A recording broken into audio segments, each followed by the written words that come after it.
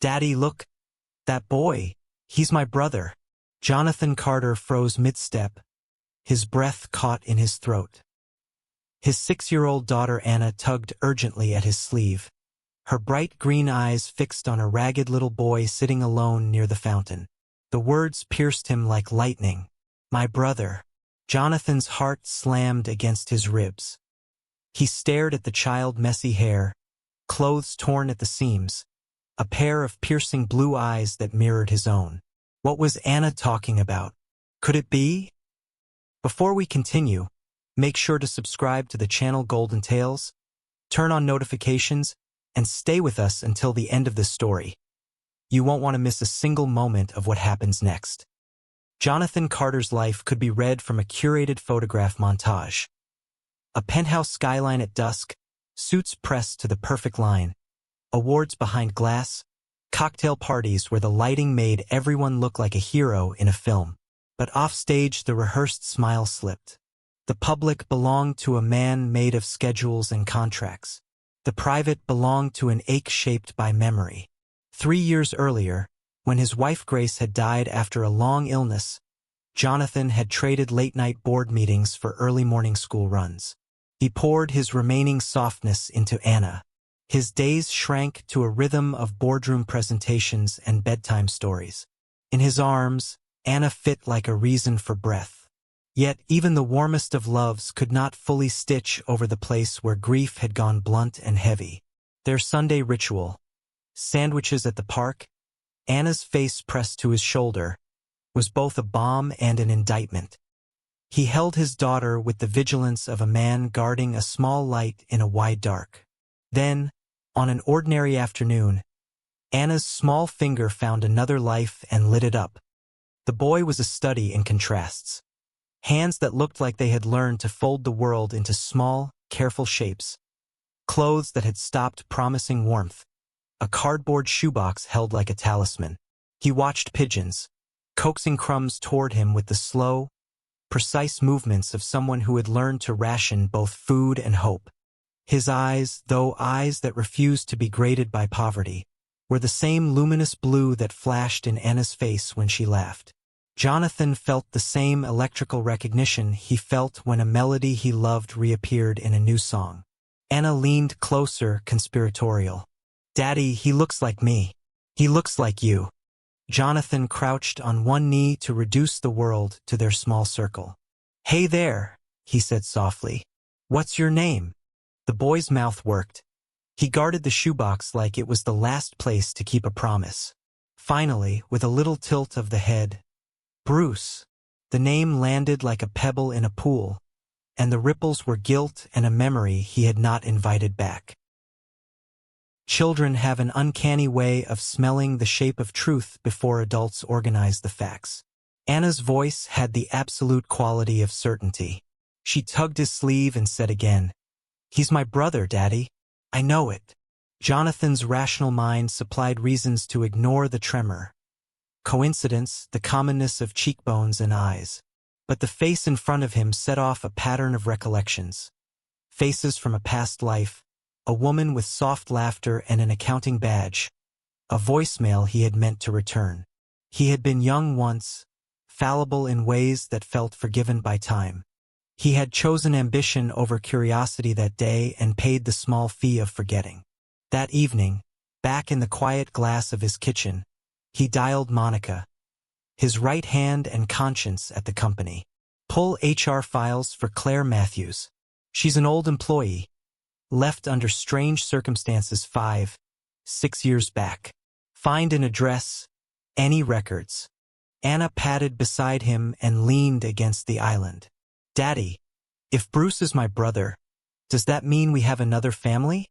Jonathan looked at her, the world tilting on its axis. "We're going to find out," he said.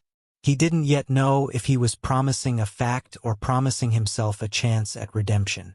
Monica's call the next morning felt small and heavy at once. "We found Claire Matthews," she said. "She lives in a basement apartment in a building on the Lower East Side. There are clinic records.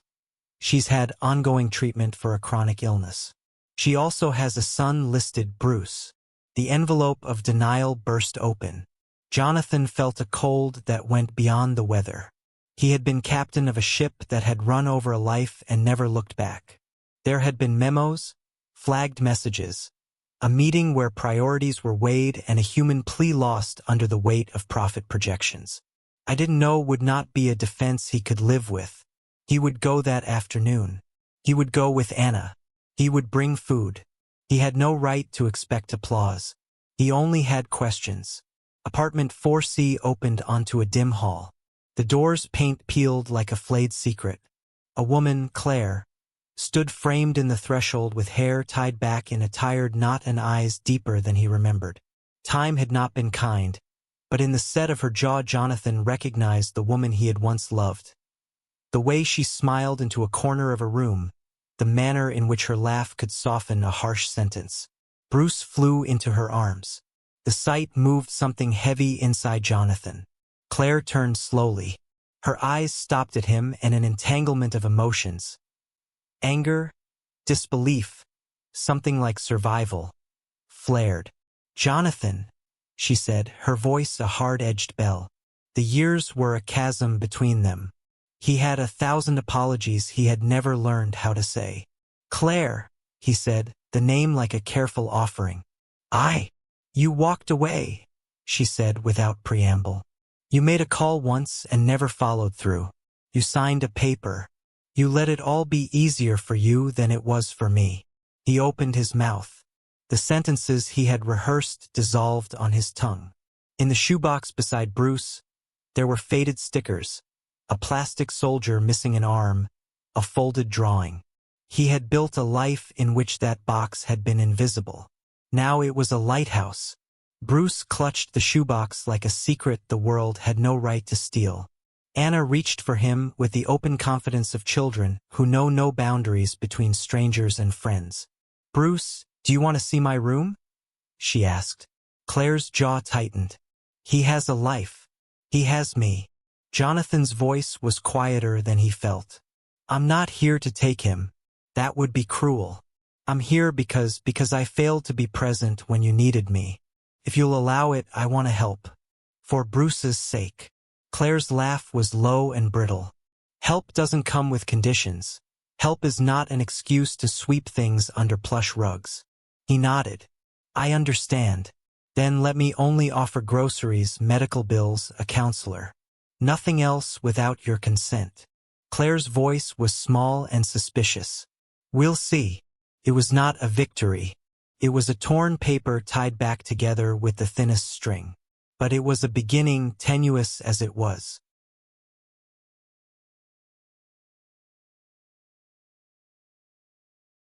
Claire agreed, reluctantly, to a discreet paternity test. Jonathan resigned himself to sitting in a starched silence while the world outside ran on its normal tracks. He paid for an independent lab, insisted on privacy, and for once the numbers he wanted were not fiscal charts but strands of life. When the envelope arrived, he held it in his hands too long, as if the touch could change fate. The lab's blunt statistic glared up.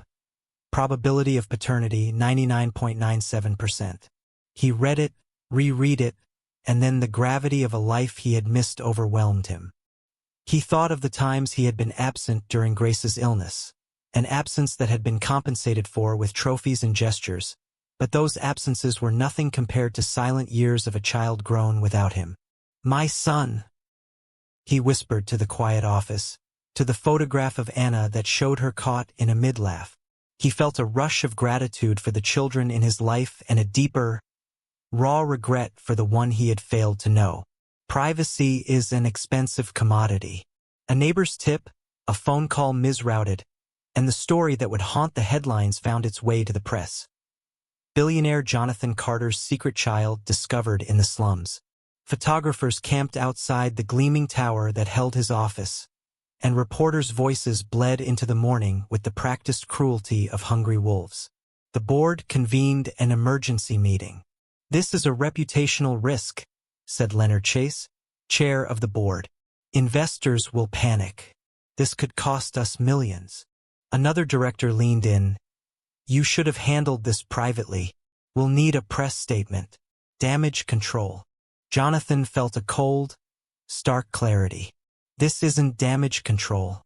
This is my family. He looked at the faces around the table. If we define ourselves by fear of scandal, we are bankrupt in values. I will not let my son be a casualty of the things I have built. A hush followed. There were consequences. Some would be financial, others would be more intimate. But he had chosen a line in the sand. Outside the storm, inside the apartment that had become impossibly fuller with noise and toys, life's ordinary architecture began to rebuild what had fallen. Anna and Bruce mapped forts of blankets and books, building a kingdom with glittering eyes and an insistence on imagination that made the past, at least for a while, less relevant. Jonathan learned how to make pancakes the slow way, patience measured in batter and the soft hum of the stove. Bruce's laugh unlatched itself in the kitchen over spilled flour and an olive-eyed smile that Anna insisted on shaping for him. Jonathan watched and felt an ache ease into something like hope.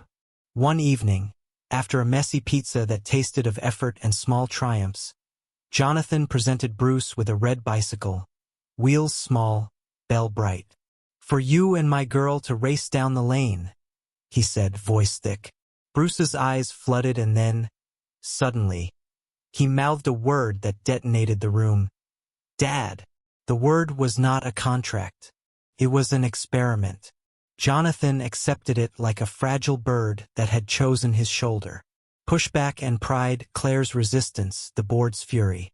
Not everyone was soothed by these quiet domestic victories. Claire kept distance, protective and vigilant. She had built survival into a muscle and mistrust into a reflex. She did not want to be resentful, and she would not allow her son to be a pawn in a narrative meant for public consumption. On another front, the board's patience wore thin. Investors murmured.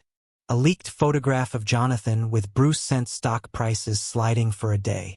"You jeopardized the company's image," Leonard insisted in one terse call.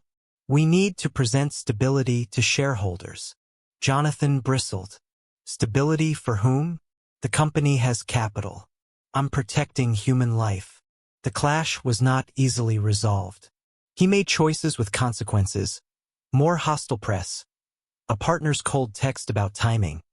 A PR firm's offer that felt like buying silence. He chose transparency and humane action, knowing the ledger would tally both profit and cost. The world outside the penthouse did not forget the story. On Bruce's first day at a new school, arranged quietly to avoid cameras, a boy mocked his worn shoes. Another child whispered about the news story. Children can be cruel without intent, but children can also be fierce defenders. Anna planted herself in front of Bruce like a small, scrappy sentinel. "You stop," she told the taunter, voice calm and sure. "Bruce is my brother. He's the best." It was a small act, but in it was the promise of family as protection. Bruce, who had been wary of new faces, leaned into Anna's hand. The teacher smiled from a distance. Some lessons in humanity come before those on the blackboard. Claire watched the small, unpolished happiness that formed around the children and felt something thaw inside her. Jonathan did not ask for immediate pardon. He offered consistent presence, attending doctor appointments, arranging a counselor for Bruce, paying for medication and not insisting on public credit for the help.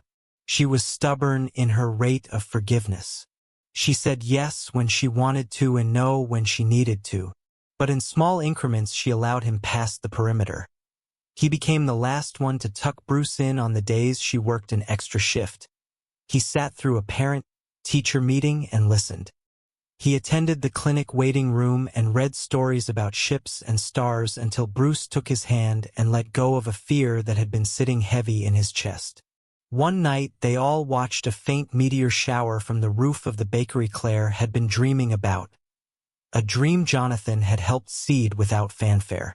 Claire named the shop Lucia's Dream after her mother. The little shop smelled of honeyed crumbs and the kind of possibility you can bake. Months of small work led to a fragile, luminous evening. Jonathan invited Claire to dinner. Not a grand gesture, but a quiet meal in the penthouse where Anna and Bruce sprawled on the rug, drawing a family portrait in bright crayon. The picture showed four stick figures under a big sun, and above them Anna had written on the top line, "Family Forever." After the children fell asleep, Jonathan took Claire's hand and gave her a simple silver necklace with two names engraved, Anna and Bruce. It wasn't a salve for all wounds. It was a symbol, a promise of presence rather than a purchase of absolution. Claire read the names and held the chain for a long time. Tears leaked out and she blinked them away with the kind of dignity of someone who had been too long required to be unbroken. "Why are you so persistent?" she asked, voice small. "Because I know now what it costs to miss a life," he said. "I want to be part of theirs. No more excuses." She looked at the necklace and then at him. The tension between them didn't evaporate. It softened, like frost under the morning sun. Just as trust began to bud, an anonymous blog resurfaced a misinterpreted email from Jonathan's past. A note he had written in the haze of early career stress. It was framed as callous. The headlines returned with a vengeance. Investors called. An activist group staged a demonstration at the bakery. Claire's phone vibrated with threats from people who believed they had the right to judge. Bruce watched his mother for hints of fear. Anna brought extra small sandwiches to school and returned with drawings of doves. Jonathan balanced between protecting the family and shouldering the public fallout. He learned to take a step back from the noise and let his actions speak. Quietly paying the bakery's staff a living wage, making sure Bruce's medication arrived on time without press release, and standing outside the school on a rainy morning with a folded umbrella and two small hands in his. Sometimes heroism is not in grand statements but in the repetition of humble presence. Claire's bakery opening day arrived with a crowd of neighbors, friends, and the soft press of local bloggers who wanted a human story. Jonathan did not stand on the podium. He stood in the crowd, sleeves rolled up, handing out cookies like someone who had finally learned how to make room. He watched Claire talk to patrons, heard her laugh, and in the sound he recognized the same quicksilver she had once given him. At the end of the day, Claire found him behind the counter, flour in the corners of his eyes, and for a moment the public and the personal collided with no drama, only the quiet joy of someone who had reclaimed a life. She pressed a croissant into his hand and said, simply, "You did a good thing." He wanted to say everything, to ask for everything, but he said instead, "Thank you." It was enough that day. The true turning point arrived not when paper proved paternity, not when the bakery's sign glowed, but in the small domestic act that proved belonging. Bruce, struggling with a fever that spiked in the night, clutching a stuffed soldier, whispering "Mama?" in the dark. Jonathan did not flinch. He called a doctor, cooled the child's forehead, and stayed until the morning light threaded the kitchen. Claire, exhausted, sat beside him and for the first time in years did not pull away when he reached out. When Bruce's fever broke, he opened his eyes and sleepily said, "Stay." Then, clearer, more sure, "Stay with us."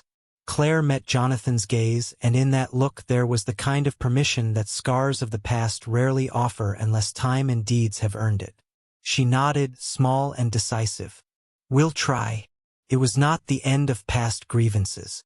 It was an agreement to walk forward together and carry the pieces with care. They moved into a rhythm that felt like a currency richer than any stock. Jonathan learned how to braid Anna's hair into crooked pigtails on weeknights.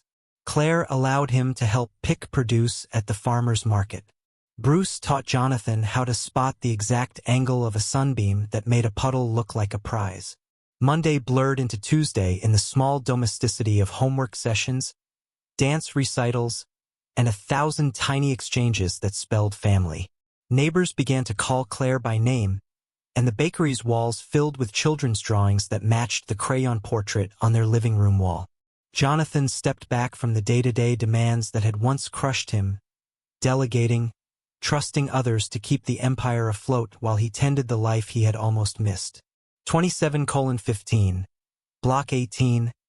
A symbol, a promise, the ring and the gathering. On the anniversary of the day Anna had first pointed and said, "That's my brother," Jonathan invited family and a small circle of friends to the backyard gathering. There was cake, a simple toast, and the easy laughter of people who had chosen to stay. Anna and Bruce ran under a summer sky with a kite full of mismatched stickers. When twilight pooled in the trees, Jonathan brought out a small velvet box. Inside lay a simple ring, engraved with 4 names: Jonathan, Claire, Anna, Bruce. He did not propose a marriage. This story was not one of sudden rom-com miracles. He offered a promise. "This is for us," he said. "Not to bind, but to vow that we will protect what we've rebuilt." Claire's hand shook when she accepted the ring. She slid it on, and for the first time she did not look away from him. The children cheered. The neighbors clapped. It was a ritual not of perfection but of renewed intention. Time has a way of easing the abrasive parts if people are willing to do the slow, steady work. Years later, on an unremarkable afternoon, Anna and Bruce, no longer small, but still linked by the clasp of shared childhood, hung a painting on the bakery wall. A family of 4 under a radiant sun. The business thrived. The children grew. Jonathan continued to walk the fine line of leadership and fatherhood, bringing a tempering humility to the boardroom that surprised colleagues. Claire, steady and radiant, taught a morning class on baking basics, reciting recipes like incantations. Sometimes she would look across at Jonathan and find his eyes already on the kids. And in that glance there was a soft contentment that had once seemed impossible. They kept the shoebox, with rescued toys and brittle drawings, on a shelf near the counter. It was both a relic and a talisman, evidence of the life that had started in secrecy and had been given a chance to be seen. Not every story fixes what has been broken. Some only choose to begin the work. This one chooses to show that redemption is not a dramatic headline but 1,000 humble returns.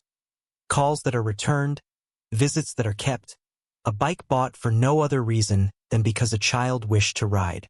If this story moved you, remember, forgiveness is a practice and family is an act more than it is a state. Reach out if someone needs help. Choose presence over pride. If this touched your heart, please like the video, share it with someone who believes in second chances, and most of all, subscribe to our channel for more stories about love, loss, and the quiet courage it takes to come home. Thank you for watching. Stay kind, stay open, stay human.